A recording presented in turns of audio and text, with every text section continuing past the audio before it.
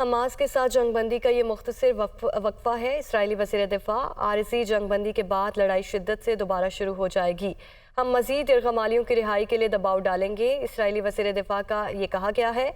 جنگ مزید 2 ماہ اور جاری رہنے کی توقع ہے۔ اسرائیلی وزیر دفاع کی جانب سے کہا گیا ہے حماس کے ساتھ جنگ بندی کا یہ مختصر وقفہ ہے۔ عارضی جنگ بندی کے بعد لڑائی شدت سے دوبارہ شروع ہو جائے گی۔ اسرائیلی وزیر دفاع کی جانب سے کہا گیا۔ سعودی وزیر خارجہ کا امریکی ہم منصب سے ٹیلی فونک رابطہ۔ جنگ بندی کے دوران غزہ میں امدادی کارروائیاں شروع کرنے کا بھی مطالبہ۔ غزہ میں زخمیوں کی طبی امداد کو فوری بحال کیا جائے۔ عالمی برادری اسرائیل کے غیر قانونی اقدامات کو رکوانے میں کردار ادا کرے۔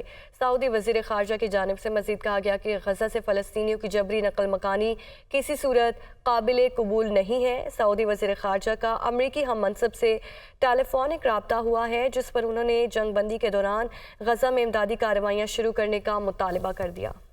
اسرائیلی فوج نے بربریت کی بھی انتہا کر دی۔ جنگ بندی سے قبل 24 گھنٹوں میں غزہ پر 300 سے زائد حملے۔ شیخ رضوان میں اسرائیلی فضائی حملے کے دوران ایک ہی گھر کے 10 افراد شہید ہو گئے۔ صہیونی فوج کے جبالیہ، رفح، خان یونس اور نصیرات کیمپ پر بھی حملے کیے گئے ہیں۔ اسرائیلی فوج نے بربریت کی بھی انتہا کر دی۔ جنگ بندی سے قبل 24 گھنٹوں میں غزہ پر 300 سے زائد حملے کیے گئے۔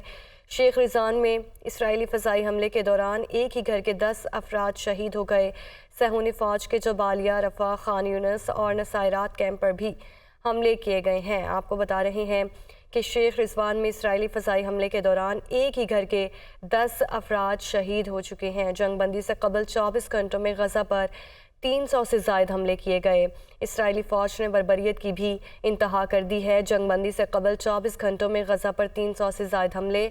شیخ رضوان میں اسرائیلی فضائی حملے کے دوران ایک ہی گھر کے 10 افراد شہید ہو گئے، جبکہ صہیونی فوج کے جبالیہ، رفح، خان یونس اور نصیرات کیمپ پر بھی حملے